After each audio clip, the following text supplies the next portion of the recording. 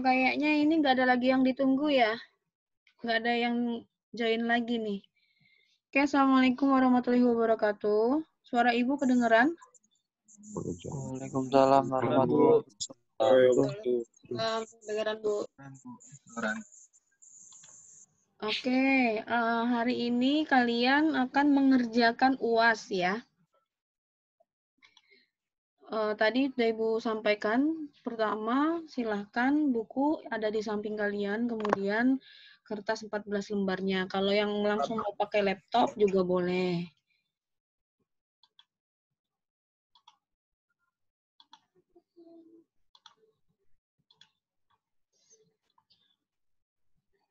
Ini kelihatan PDF Ibu?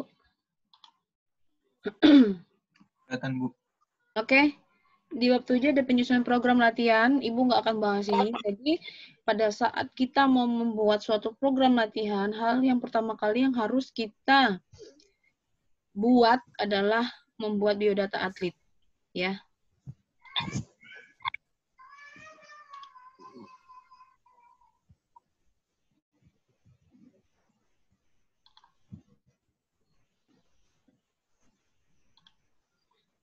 Di situ kalian bisa baca ketika kalian membuat biodata atlet, pada selembar atau 2 lembar kertas, isinya ini yang wajib harus ada ya, 1 sampai 8 ini harus ada di dalam biodatanya.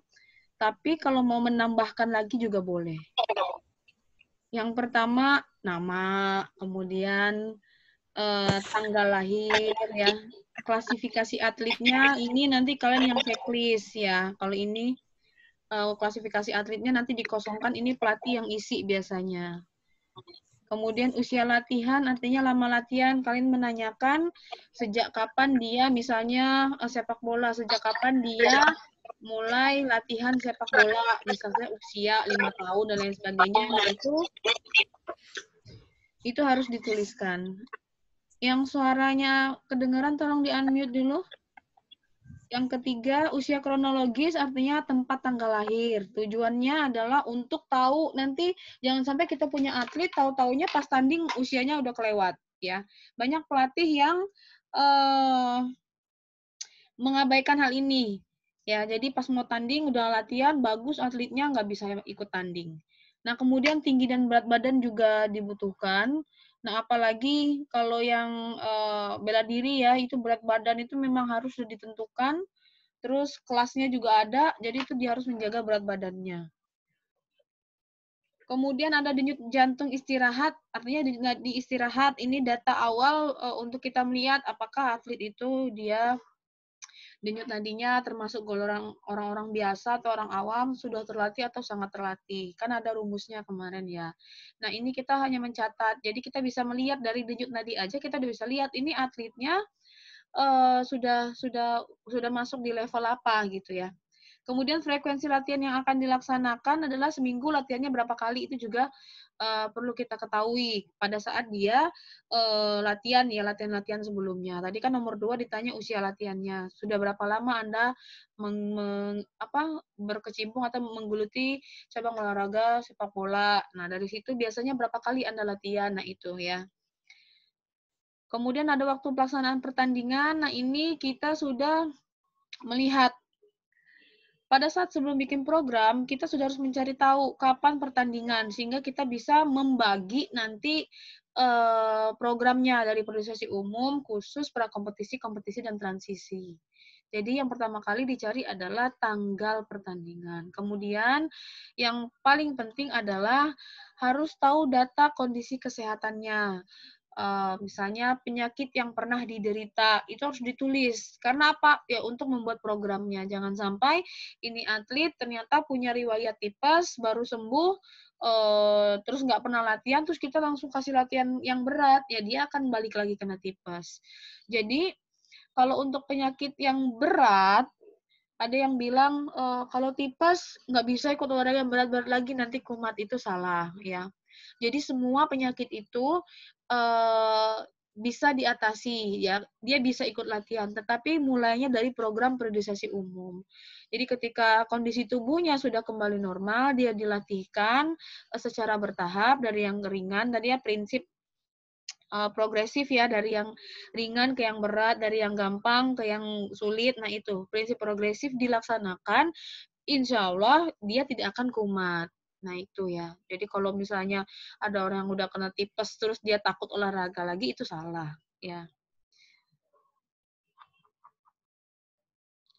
Ini langkah-langkah ketika kalian membuat program latihan. Yang pertama tadi ya, mencari tanggal tandingnya, itu kita sudah tentukan. Nanti biar bisa ngitung mundur waktu.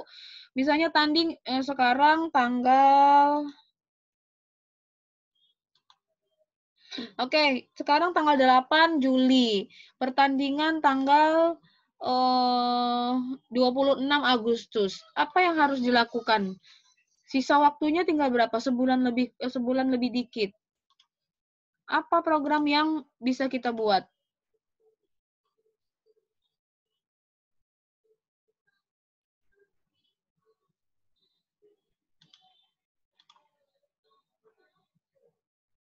Ada orang nggak ini?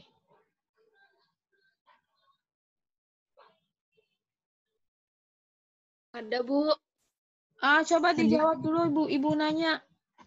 Ketika waktunya tinggal 1 bulan lebih dikit, apa yang harus kita buat programnya?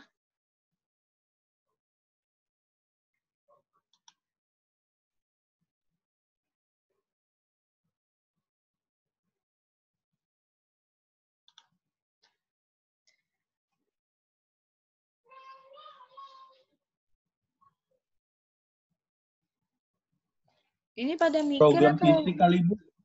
apa? Program fisik mungkin. Fisik. Iya. Ada lagi? Program pemantapan Bu buat apa? Menghadapi pertandingan. Soalnya kan kalau tinggal sebulan kalau kita program fisik lagi kan nanti takutnya pas pertandingan kondisi atlet itu down Bu. Ya pasti down. Kalau udah deket tanding dikasih latihan fisik pasti down fisiknya. Ya Bu, jadi programnya untuk pemantapan aja Bu. Pemantapan. Iya Bu. Terus ada lagi?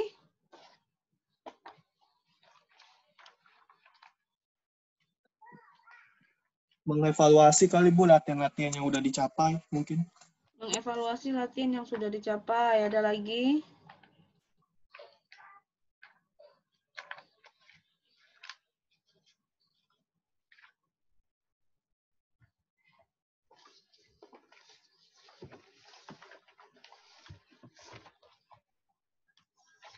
Ketika kita sudah menemukan tanggal pertandingan, itu kalian buka halaman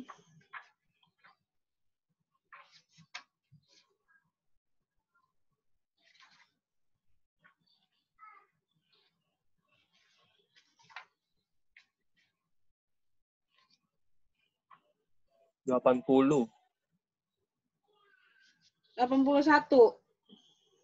Ya. Di situ ada tabel 7.2. Kalau artinya itu masuk kepada kompetisi ya. Masuk ke kompetisi, terus kalian baca di halaman selanjutnya itu ada persiapan umum 82 sampai 85. Nah, artinya dia masuk ke halaman 84 periodisasi kompetisi ya. Nah, setelah kompetisi, sebelum kompetisi itu apa? Masuknya di periode prakompetisi. Di situ kalian baca. Untuk prakompetisi, dia lebih kurang 1 bulan dengan 2-3 minggu, setidaknya 2 kali pertandingan uji coba. 1 minggu selanjutnya intensitas latihan diturunkan 50-60% sehingga semakin menurun, ya semakin artinya semakin nggak latihan ya ini 1 minggu selanjutnya. Kemudian 2 hari sebelum pertandingan, waktunya sangat singkat dengan intensitas yang rendah, lebih menekankan pada penguatan mental. Jadi cuman conditioning di 2 hari sebelum pertandingan. Artinya kalau itu tadi sisanya tinggal 1 bulan lebih dikit, yang harus kita lakukan adalah sparring. Tadi ya, conditioning dan sparring partner. Nah, itu ya caranya. Nah, kalau misalnya tinggal 3 bulan, nah dihitung lagi kompetisi 2 sampai 3 minggu atau lebih dari 1 bulan. Nah, kemudian periodisasi persiapan khusus dia ada 2 sampai 2,5 bulan. Yang untuk umumnya 2,5 sampai 4 bulan. Nah, ini jangka waktu yang bisa kalian gunakan. Jadi kalau misalnya tinggal waktunya 8 bulan, jadi bisa dipersiapkan umumnya 2,5 bulan, kemudian masuk ke khususnya 2 bulan atau 2,5 bulan. Nah, itu bisa kita bagi ya. Tapi yang jelas untuk latihan kalau waktunya sisanya masih banyak, itu lebih dibanyakin di persiapan umum ya sebagai kondisi atau fondasi awal dalam latihan. Nah, di situ juga kalian bisa baca di buku itu apa sih isi latihan persiapan umum. Terus untuk latihan fisiknya ada berapa persen, latihan tekniknya berapa persen, latihan mentalnya berapa persen. Nah, itu ya, itu bisa kalian baca sendiri, dipahami ya. Oke, kemudian sudah kita menentukan waktu pelaksanaan pertandingan, kita melakukan tes awal. Ini tes awal adanya di buku tes dan pengukuran. Tolong dicatat. Jadi untuk sesi 1 dan sesi 14 tugas kalian adalah tes. Sesi 1 di halaman pertama itu silakan ditulis sasaran latihannya adalah pretest. Di sesi 14 sasaran latihannya adalah post-test. Nah, sekarang apa isi pretest dan post-testnya? Disesuaikan dengan metode latihan yang sudah kalian pilih, sesuai dengan kelompoknya masing-masing. Ya, jadi kalau kalian kelompok strength, silahkan cari latihan strength. Satu kelompok tidak boleh sama. Ya, jadi kalau di satu kelompok ada 5, artinya semuanya adalah latihan strength dengan metode latihan yang berbeda. Nanti ngumpulin ngumpulin tugasnya kan PDF, nah dijadiin satu per kelompok, maksudnya dijadiin satu folder. Jadiin satu folder per kelompok supaya Ibu bisa gampang ngeceknya. Ya. Jadi Ibu ngeceknya dari kalian buat, nanti ada yang Ibu tanyakan ya dari program yang sudah kalian buat. Jadi ujiannya membuat, terus ditanyakan. Silakan kerjasama. Kalau hanya mengumpulkan, nanti yang ngerjain satu orang, yang lainnya cuman minta tolong atau nebeng nama istilahnya. Nah, itu Ibu agak kurang suka ya. Jadi nanti sudah kalian membuat program, dikumpulkan, terus sebelum ujian nanti sudah dikumpul, dikirim ke Ibu, kemudian kita akan ujiannya online. Yang ditanyakan adalah yang sudah kalian buat. Paham ya? Paham, Bu. Oke, kemudian tolong dicatat tadi kemampuan awal ini nanti di sesi 1 dan 14 ya. Jadi ada 14 lembar.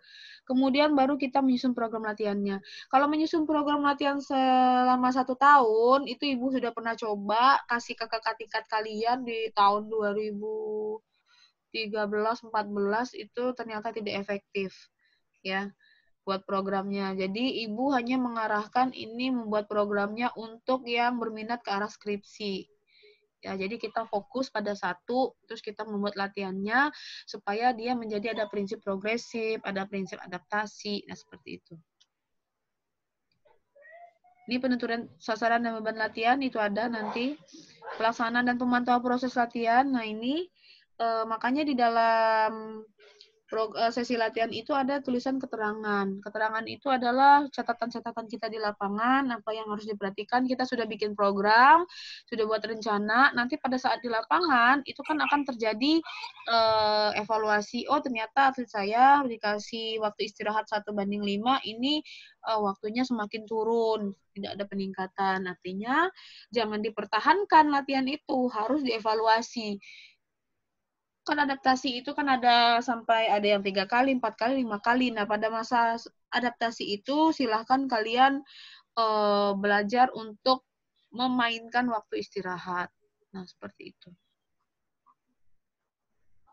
Umpan balik diberikan pada saat latihan, ini sama ya seperti psikologi. Jadi kalau atlet salah langsung dibenarkan, atau kalau yang punya video rekaman boleh direkam terus ditunjukin lagi. Jadi memang harus dilihat atau dipanggil lagi ingatannya itu ketika dia melihat tekniknya yang salah. Tapi kalau hanya kita ngomong-ngomong secara langsung, terus dia udah nggak tahu lagi, itu susah. Nah, kemudian menyusun kembali materi atau program sasarannya. Nah, ini. Dari hasil catatan harian nanti terjadi evaluasi-evaluasi sehingga nanti kan sampai ke pertandingan kompetisi ya. Nah, itu kan nanti kita akan melihat tujuan kita, targetnya berapa, tercapai nggak di kompetisi. Nah, dari pas fase persiapan umum sampai kompetisi itu nanti akan terjadi banyak banget catatan dan hasil akhirnya. Nah, di situ baru kita akan mengubah metode latihannya. Jadi supaya apa namanya kita itu bisa meningkatkan dari prestasi atlet baik secara fisik, teknik, taktik, dan mentalnya. Kalau tadi mulainya di biodata itu dia itu levelnya masih level 1, nah setelah latihan setahun 2 tahun seharusnya dia nggak balik lagi ke level 1 dong. Harus naik dia di level 2 untuk di awal latihannya.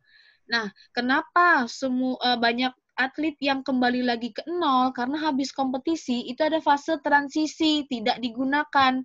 Fase transisi isinya adalah tetap melakukan conditioning olahraga supaya fisik itu tidak kembali nol. Karena prinsip reversibility, kalau seseorang itu berhenti dari latihan, secara otomatis kemampuan tubuhnya, kemampuan tekniknya itu akan turun per hari itu berapa persen ya. Nah itu, jadi untuk menjaganya ada fase transisi. Nah, di fase transisi ini tidak boleh melakukan olahraga yang dia geluti, harus di luar itu. Ya, tujuannya adalah ya supaya atlet tadi tidak bosan, refreshing ya. Dia sudah banyak tekanan latihan, pertandingan juga, ya di transisi dia juga tetap diberikan olahraga, tapi olahraganya yang lain. Misalnya dia sepak bola, boleh main bola basket, boleh jogging di pantai dan lain sebagainya. Itu tergantung dari kreativitas dari pelatihnya, ya. Nah, kalau ini peninjauan karakteristik cabang olahraga, kalian harus baca karena kalian yang menggeluti cabang olahraganya, jadi sudah harus menentukan saya mau ngelatih apa. Oh, saya mau ngelatih futsal, artinya harus tahu predominan sistem energinya apa, kemudian komponen biomotor fisiknya apa, jenis otot yang digunakan apa, otot dan ekstremitas yang bekerjanya itu apa, banyak tungkai atau banyak lengan, itu juga harus diketahui, lama bertandingnya itu berapa lama, kemudian jenis olahraganya apa. Irama geraknya, jenis lapangan, teknik, dan taktik. Nah, ini harus kalian baca sendiri ya. Kemudian masuk ke periodisasi perencanaan tahunan. Nah, ini tadi yang sudah kita bahas, nanti bisa dibaca sendiri. Nah,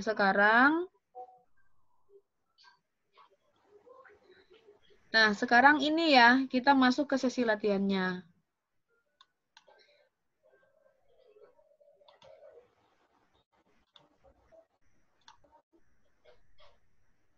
Sudah pegang sesi latihannya?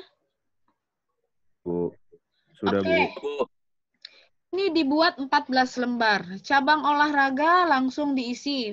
Ya, silakan diisi di halaman pertama dulu, nanti itunya tinggal di copy paste saja. Yang berbeda adalah hari dan tanggal. Kemudian periodisasi sama, mikro, sesi.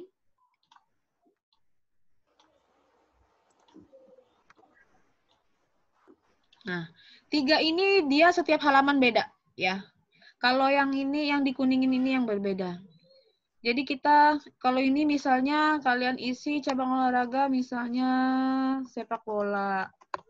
Waktu latihannya, kalau memang ada yang latihannya pagi sore juga bisa berbeda ya. Tapi kalau kalian latihannya sama waktunya ya silakan ditulis. Kalau misalnya beda silakan dikuningkan, nanti diperbaiki. Misalnya latihannya dari jam 4 sampai jam 6 misalnya. Kemudian sasaran latihannya.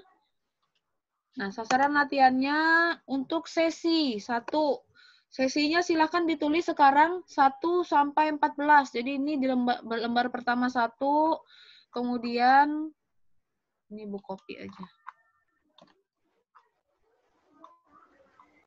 Silakan dikerjakan ya.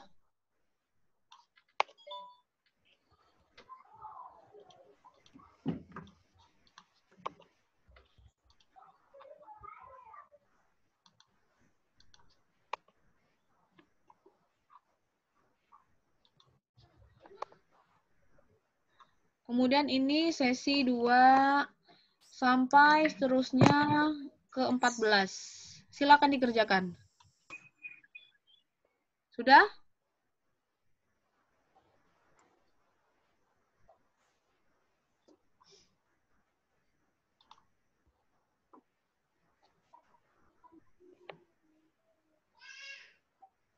Udah, Bu.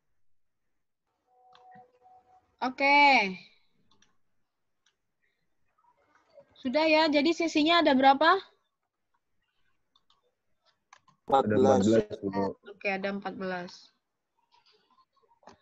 Kemudian ini yang selanjutnya diisi mikro. Mikro ini dia berbeda-beda tergantung tanggalnya ya. Jadi nanti tolong dilampirkan di halaman pertama. Itu nama kalian. Jadi nanti ini ditulis di lembar pertamanya nama, kemudian NPM, kemudian kelas paralel. Dibuat gini aja. Paralel di titik. Kemudian di sini ada tanggal ya. Nah, ini di lembar pertamanya. Tujuannya apa? Supaya Ibu bisa cek program yang sudah kalian buat. Jadi, untuk mengisi mikro, yang dinamakan mikro apa mikro? Mikro itu kecil ya, makro itu besar. Sesi itu bagian terkecilnya. Jadi sesi itu harian, mikro itu mingguan, makro itu bulanan. Nah, itu tolong diingat. Nah, sekarang yang ditanyakan hanya mikro. Kenapa? Karena kita hanya membuat program latihan hanya 1 ya. Dan untuk peningkatan, kenapa sih Ibu mintanya 14? Karena di dalam latihan itu kalau sudah 12 kali latihan itu pasti terjadi peningkatan kalau latihannya benar ya. Tapi kalau untuk latihan yang sesungguhnya 5-6 kali itu sudah terjadi peningkatan, tetapi peningkatannya baru sedikit, makanya ditambahkan sampai 12 ya. Supaya kita bisa benar-benar melihat perbedaan antara awal dan akhir. Nah, bagaimana mengisi mikro tergantung dari tanggalan kalian. Nah, ini Ibu tanggalan Ibu dimulai dari hari Minggu ya. Jadi yang dinamakan 1 mikro adalah dari Minggu sampai ke Sabtu. Kalau misalnya di sini mulainya Senin ke Minggu, jadi mikronya dimulai dari Senin. Jadi makanya Ibu bilang tadi, tergantung dari tanggalannya masing-masing. Nah, ini yang dinamakan 1 mikro.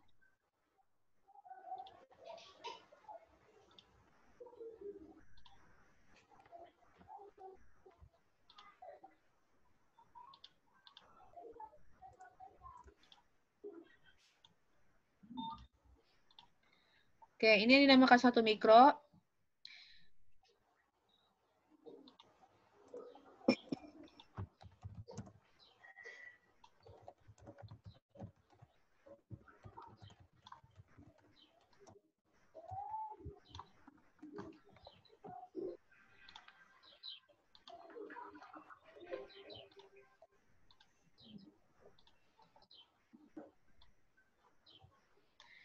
Ibu menentukan latihannya adalah di bulan Juli. Ibu mulai di sini, di tanggal 12. Artinya ini disebut mikro 1.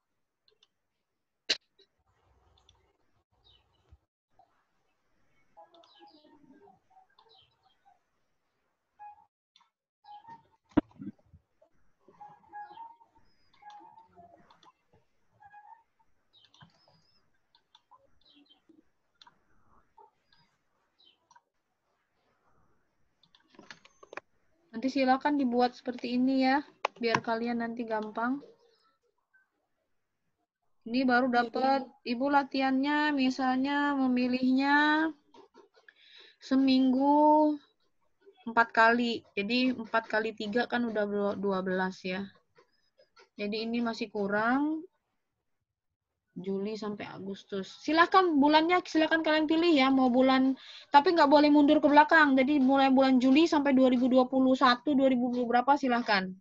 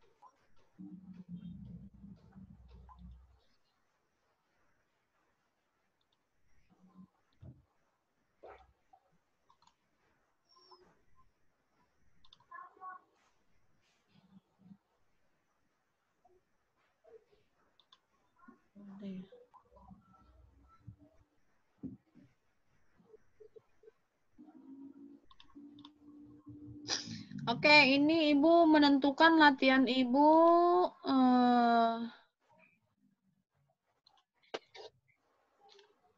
seminggu 4 kali Ibu mulai di hari Senin ya.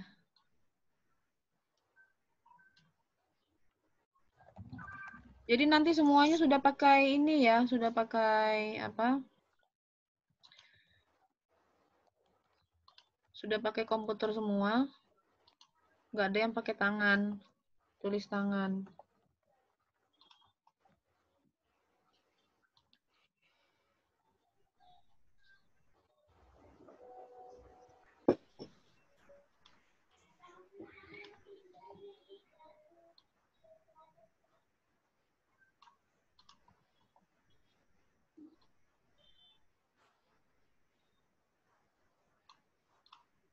Nih, Ibu buat seminggu Ibu latihannya 4 kali. Dia ada 14.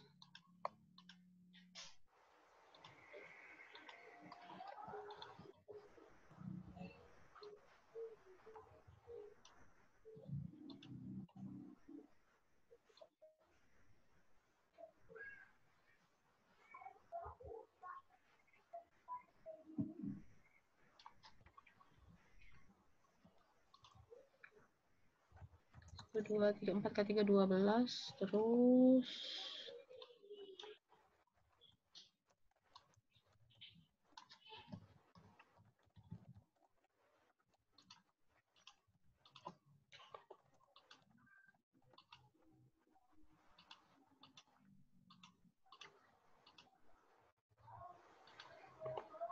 Oke, ini Ibu udah bikin ya. Nanti ini untuk di lembarnya yang pertama, jadi ada nama, NPM sama kelas paralelnya, terus tanggalan kalian. Di sini bisa dilihat, Ibu mulai latihannya ini di tanggal 13, ada 14, artinya ini 4, 12, 13, 14. Mikronya, nah di situ mikro 1 artinya ditarik dari hari tanggal 12 sampai tanggal 18. Silakan kalian buat dan kalian tentukan.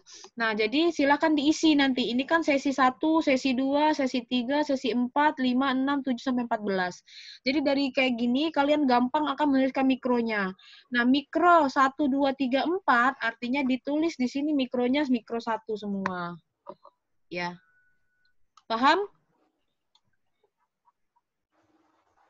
Paham, Bu. Oke, ini masih mikro 1. Nah, kalau sudah ada kayak gini, langsung diisi tanggalnya. Yang pertama, silakan langsung dikerjakan. 13, ini hari Senin 13 Juli 2020. Tidak ada boleh yang sama Ibu ya. Senin 13 Juli 2020. Silakan langsung diisi. Jadi Selasa 11 Juli.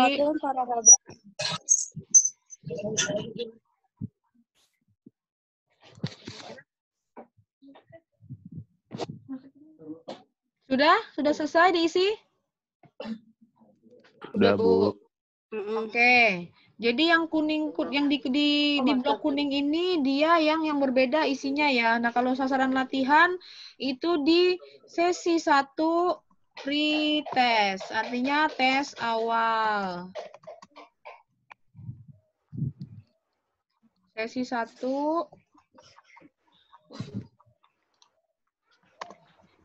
Kemudian di sesi 14-nya Ibu artinya mikro ke 4. Mikro keempat. Terakhir tanggal 4 Agustus.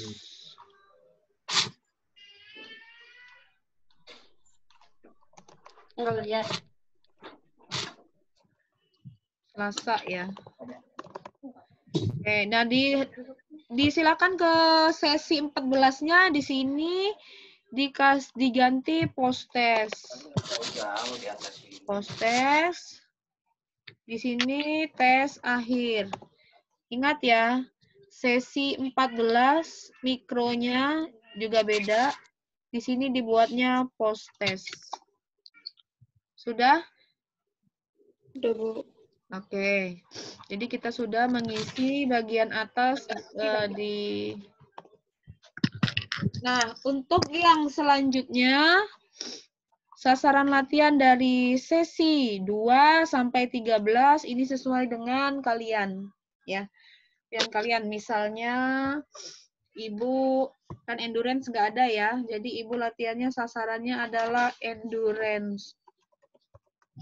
Ini karena kita khusus latihan fisik, jadi kita nulis endurance. Jadi kalau yang kelompok strength silahkan ditulis sasaran latihannya strength. Power sasaran latihannya power, tapi ditulis ya kalau strength-nya untuk apa? Untuk lengan, perut, atau untuk tungkai. Kalau power lengan atau power tungkai. Ya, itu ditulis di sasaran latihannya. Nah, ini di copy paste sampai sesi 13.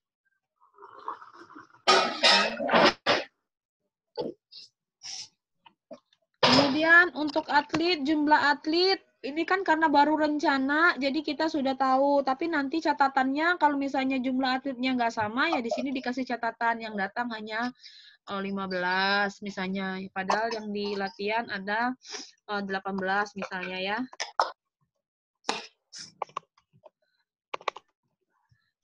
Nah, di sini ada 18 atlet, tapi ternyata yang datang cuman cuman sedikit. Nah, di sini nanti bisa dievaluasi, bisa dikasih catatan atlet yang datang hanya 15 orang. Nah, ini catatannya nanti kalau ada catatan seperti ini, itu akan menjadi evaluasi kita. Oh, kenapa atlet saya ini fisiknya nggak naik-naik? Oh, dari catatan dia nggak datang latihannya. Kok dating sih? Atlet yang tidak hadir. Titik 2 misalnya. Ivan. Siapa lagi nih?